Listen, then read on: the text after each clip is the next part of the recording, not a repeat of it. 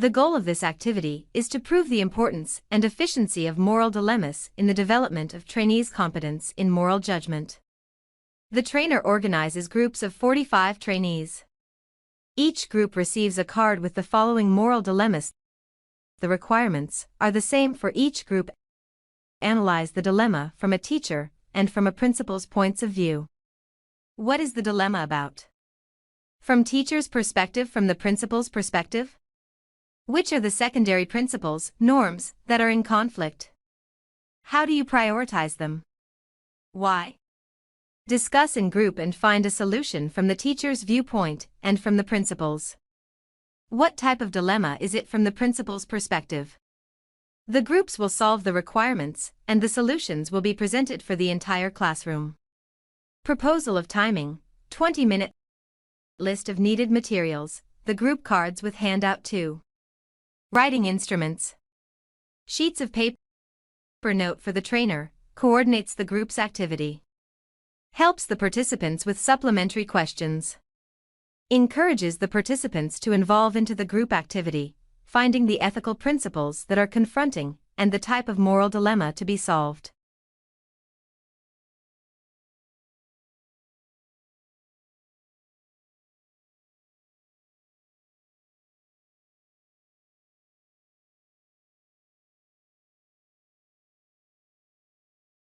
There is one event from 21 years ago that is stamped in my memory.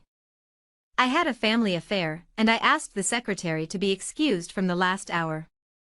The secretary told me that she could not find a substitute teacher, and that I should tell the pupils to stay in the library. The next day, when I came to work, one of the teachers met me and asked me, "Have you heard what had happened? Yesterday, your pupils had a fight during the last period, and one of them is hospitalized with an eye wound." I was totally shocked and felt responsible for what had happened. Legally, I don't know if there are rules about leaving school before the end of the day. I had a feeling that there might be a problem.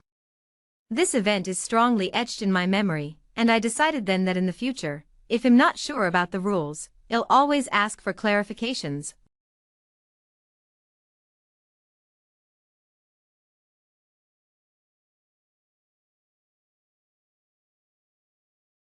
In the other class, there was a boy named Shuki who broke all the rules. He had dozens of police records. Due to his behavior, his homeroom teacher refused to have him in her class any longer. Shuki was about to be expelled from school. The principal asked me time and again to take Shuki into my class, pleading with me that I was Shuki's last chance. I finally agreed. Shuki transferred to my class and promised that he would behave properly. Unfortunately, the reality was quite different. A month passed and I went to see him at his workplace. I talked to him. I did not realize at the time how much this talk had meant to him. He ended up receiving the Best Recruit Award at the end of his basic training in the Army. I am always willing to give a second chance, and I believe in every pupil.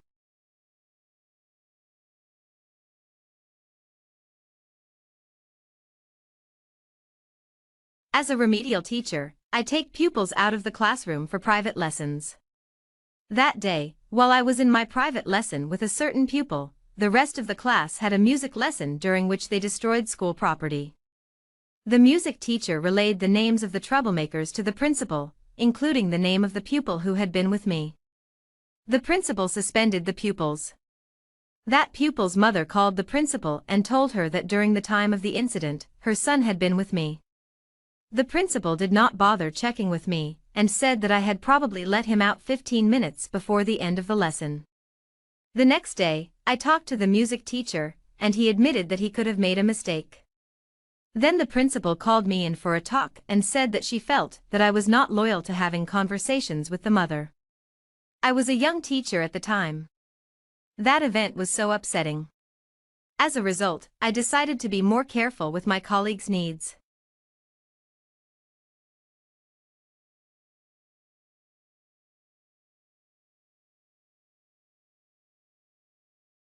The coordinator asked me to develop a new study unit. 2 months later, at a staff meeting, she handed out a brochure about the new study unit that I had developed, but she put her name on it instead of mine. For quite some time, I was moping around, not knowing what to do. I was afraid to confront her and embarrass her. After all, we were colleagues. Now I am a little sorry because in hindsight, I think that I should have said something. Today I would have acted differently because I think that if you feel that an injustice has been done to you, you should openly talk about it.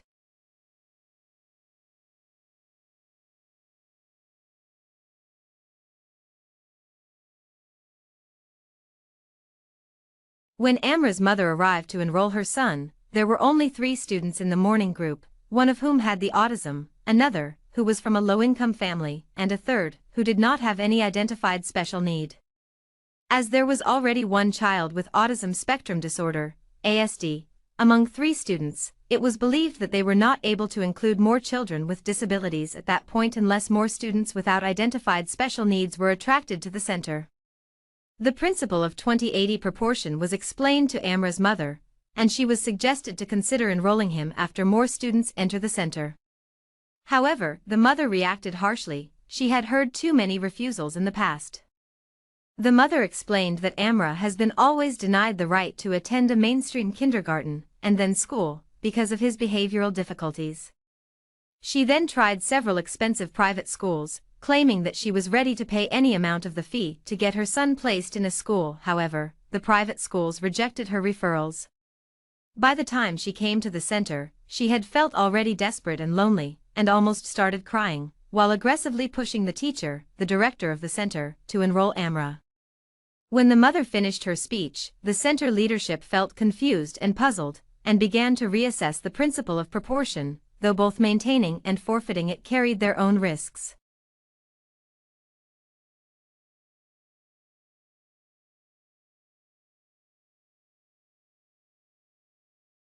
Ricky Johnson was known as a school bully. During the school year, several students suffered from his aggressive and mean behavior. This particular day, during lunch, Ricky decided he was going to challenge every boy in his class to a physical battle. He proceeded to run over to several of his classmates and punch them in the stomach. Unfortunately for Ricky, Mr. Washington, the school security guard, witnessed his behavior and was able to stop him before he struck another student. Mr. Washington brought Ricky kicking and screaming to the main office, where he was received by the school nurse and guidance counselor. While in the nurse's office, Ricky continued to scream, stating that Mr. Washington had held him down and allowed another student, John Pedersen, to punch him in the stomach. The guidance counselor immediately located John and questioned him about the incident. John confirmed Ricky's claim and stated that Mr. Washington did give him permission to punch Ricky in the stomach while he held him.